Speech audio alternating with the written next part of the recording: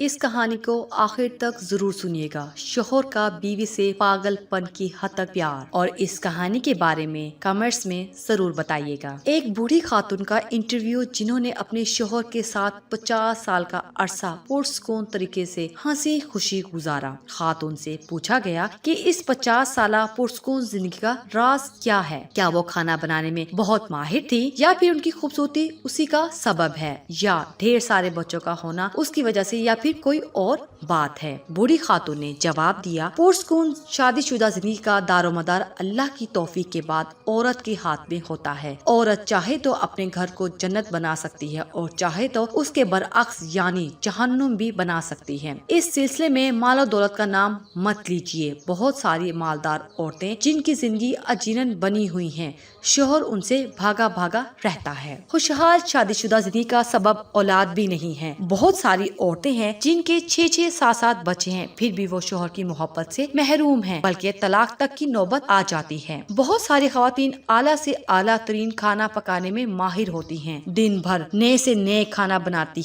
रहती हैं, लेकिन फिर भी इन्हें हर रोज शोहर की बदसलूकी की शिकायत रहती है। इंटरव्यू लेने वाली खातून सहाफी को बहुत हैरत हुई। उसने पूछा, फिर आखिर आपकी इस खुशहाल जिंदगी का राज क्या है? बूढ़ी खातून ने जवाब दिया, जब मेरा शोहर इंतहाई गुस्से में होता है तो मैं खामोशी का सहारा ले लेती हूँ, लेकिन इस खामोशी में भी एहतराम शामिल होता है। मैं अफसोस के साथ सर झुका लेती हूँ। ऐसे मौकों पर बाज खवातीन खामोश तो हो जाती हैं, लेकिन उसमें तमस्खुर का अंसर शामिल होता है। उससे बचना चाहिए। समझदार आदमी उसे फौरन भांप लेता है। नामा निगार खातून ने पूछा, ऐसे मौके पर आप कमरे से निकल क्यों नहीं जाती? बूढ़ी खातून ने जवाब दिया, नहीं, ऐसा करने से शोहर को ये लगेगा कि आप उससे जान छुड़ा रही हैं। उसकी कोई बात सुनना ही नहीं चाहती। ऐसे मौके पर खामोश रहना चाहिए, और जब तक वो पुरसकून ना हो जाए उसकी किसी बात की मुखालफत नहीं करनी चाहिए। जब शोहर किसी हद तक पुरसकून हो जाता है तो मैं कहती हूँ, पूरी हो गई आपकी बात। फिर मैं कमरे से चली जाती हूँ, क्योंकि मेरा शोहर बोल बोल कर थक चुका होता है, और चीखने चलाने के बाद अब उसे थोड़े आराम की जरूरत होती है। मैं कमरे से निकल जाती हूँ और अपने मामूल के कामों में मसरूफ हो जाती हूँ, बस। खातून सहाफी ने पूछा, उसके बाद आप क्या करती हैं? क्या आप बोलचाल बंद करने का असलूब अपनाती हैं?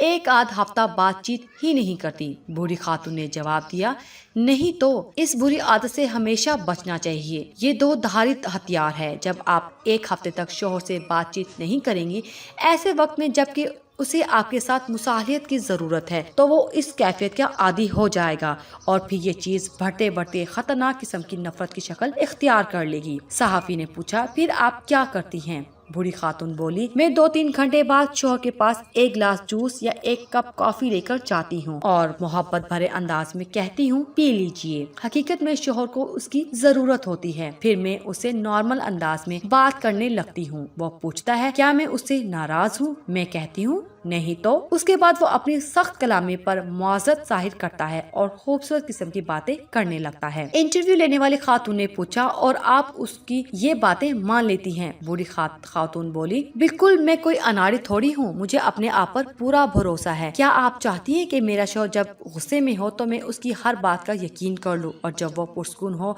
तो उसकी कोई बात ना मानूं? खातून सहाफी ने पूछा, और आपकी इज्जत नफ्स? बूढ़ी खातून बोली, पहली बात तो ये कि मेरी इज्जत नफ्स उसी वक्त होती है जब मेरा शोहर मुझसे राजी हो और हमारी शादीशुदा जिंदगी पुरसकून हो। दूसरी बात ये कि शोहर बीवी के दरमियान इज्जत नफ्स नाम की कोई चीज नहीं होती। जब बीवी और शोहर एक दूसरे के लिबास हैं, तो फिर कैसी इज्जत नफ्स? हमारे इस वीडियो को लाइक कीजिए, शेयर कीजिए, और प्लीज दिया इन्फो को जरूर सब्सक्राइब कीजिए। और ऐसी बहुत सी कहानियाँ सुनने के लिए हमारे चैनल को सब्सक्राइब करना मत भूलिए।